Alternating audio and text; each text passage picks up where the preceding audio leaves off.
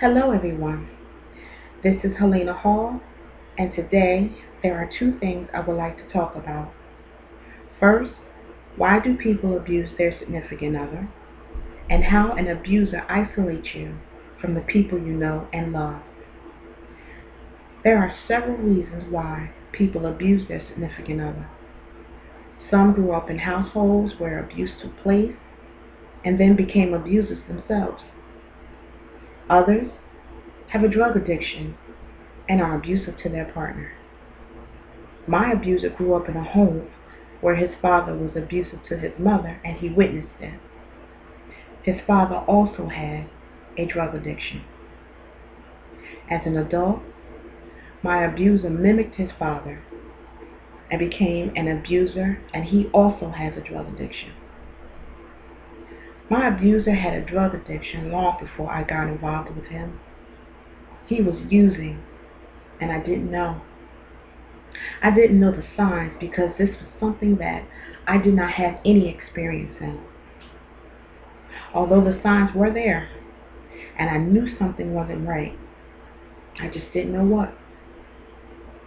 Finally, his mother told me he had a drug addiction problem. This was his struggle, and it became my struggle because I was with him. No matter what I said, the drug was his wife, his children, his everything. Because of his addiction and the fact that he could not control it, somehow it was my fault. He called me every name you could possibly think of and would throw me out of the house, usually after midnight, because this would be the time when he would hallucinate. Can you imagine waking up to someone and you're waiting to see who they'll be today? I knew I had to get out, but I had no money. I ended up getting a part-time job on the weekends because that was all I could get at the time. You see, during the day, everything was fine, but at night, he became someone else, someone I did not know. One Saturday, when I was getting ready for work, he went to the kitchen, got a big knife, came into the room, grabbed me, threw me on the couch, and put that knife to my neck. The night before, he was getting high, and when he came in, he decided to take that out on me. I froze with that knife to my throat. I can't even remember what he said. I did not move because I feared for my life. The knife cut me a little, but then he just stopped. He stopped and walked away. I know that was nothing but God. For a long time after that, when I would look at that little scar on my neck, I would remember that day as one of the most horrific days of my life. I had to deal with his drug addiction, domestic violence, but you know what? I praise God that he brought me out. Trust me, that is a lose-lose situation. And if this is your reality, you must seek help and get out. Isolation. Isolation is another thing an abuser will do to gain control over your life.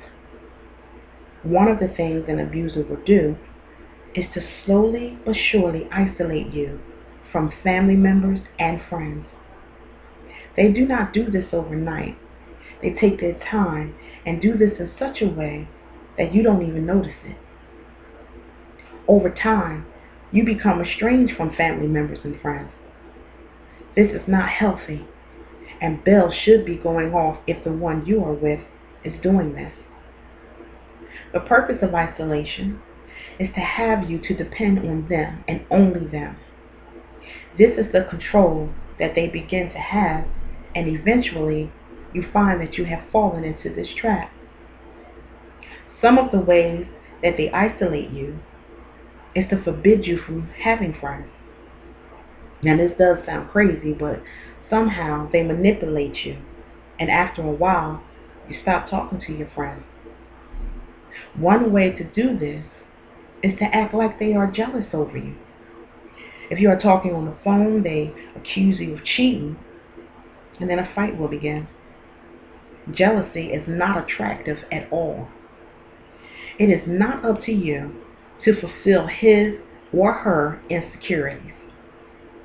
This is not a healthy situation, and you cannot stay. An insecure person might blame you for things you have no control over.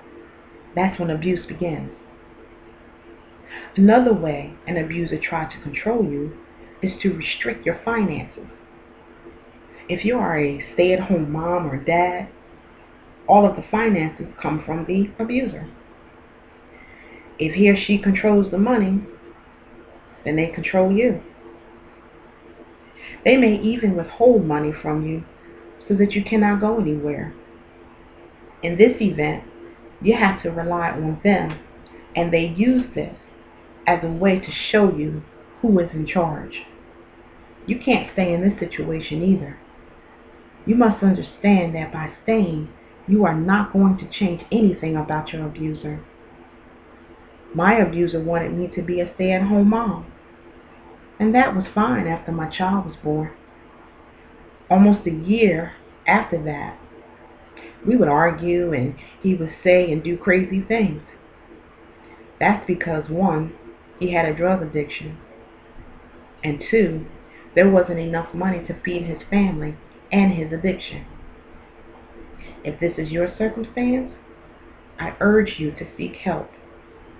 I know from experience the addiction wins every time. Remember, abuse is not your fault. The fault lies with the abuser. If you are afraid, I understand. I used to be afraid. But be bold. Pick up that phone and dial 911.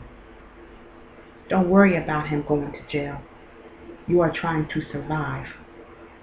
Don't worry about the children not having a father. You don't want your children witnessing this and later become abusers too. Get out for you. Get out for your children. Just get out. I thank you so much for watching. I will be continuing this series with other types of abuse. I will end this video with one of my favorite scriptures. In the King James Version, Philippians 4:13, I can do all things through Christ, which strengthens me. Be blessed, and I will see you soon.